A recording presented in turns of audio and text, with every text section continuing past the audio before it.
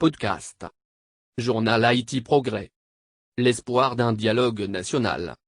Après plusieurs semaines de manifestations, de revendications populaires, de troubles et casses, d'arrestations arbitraires par certains miliciens, des libérations illégales par certains politiciens, et surtout après le gazage abusif et la bastonnade démesurée, orchestrée par la nouvelle gendarmerie nationale haïtienne GNH, la voix de la raison semble prévaloir sur la déraison politique, massivement médiatisée.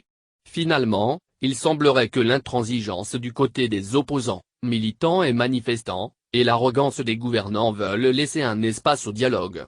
Sans aucun doute, une convocation au dialogue est dans l'intérêt de tout citoyen haïtien. Et déjà, je félicite quiconque entreprendrait une telle initiative. Ai-je confiance que cela va aboutir à des résultats positifs et durables? Si vous m'obligez à être sincère, je dirais carrément non. Car l'incapacité de nos compatriotes de s'asseoir autour d'une même table, sans être forcés par un étranger, pour trouver une solution viable aux multiples crises haïtiennes, a été démontrée à maintes reprises, durant ces 30 dernières années. Cependant, mon patriotisme me laisse convaincu de la nécessité et de l'urgence d'arriver à une vraie conférence nationale, comme l'avait si bien prôné le feu des Turneb d'LP.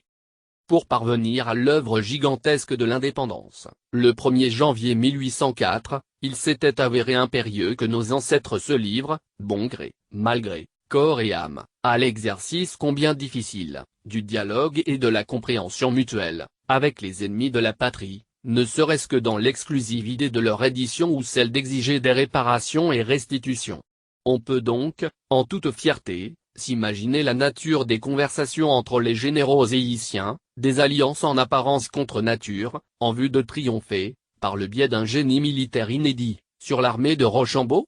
On pourrait également parler des conférences nationales de Bobo et de Charlemagne pour la reconstruction nationale, sans interférence des occupants.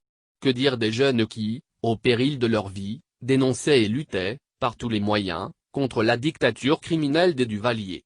Malheureusement, ce qu'on appelle chez nous, dialogue n'est autre que conspiration, complot, trahison.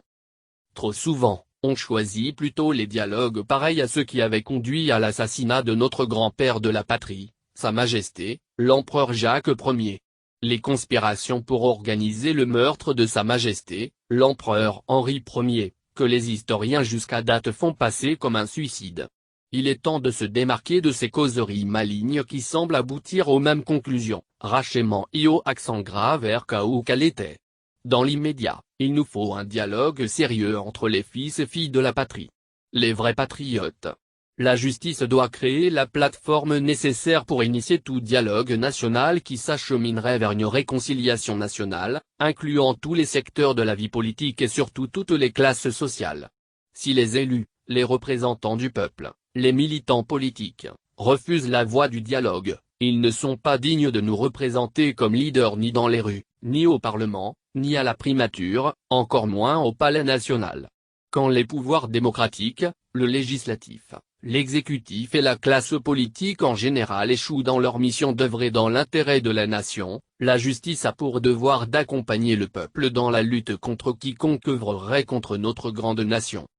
En définitive, si on prend nos ancêtres, en particulier Dessalines, pour modèle de leader haïtienne authentique, peut-on oser considérer l'inconsciente et l'insouciante classe politique, s'interposant à tour de rôle en éternel gouvernant et opposant pour enfoncer davantage le pays dans la misère et la pauvreté la plus abjecte, comme des légitimes représentants des aspirations de cette nation si noble et de ce peuple si courageux? Vive la fraternité! Vive Haïti! Rodelin Almazor. Journal Haïti Progrès. Rubrique Perspective. Podcast. Rodelin Almazor. Journal Haïti Progrès.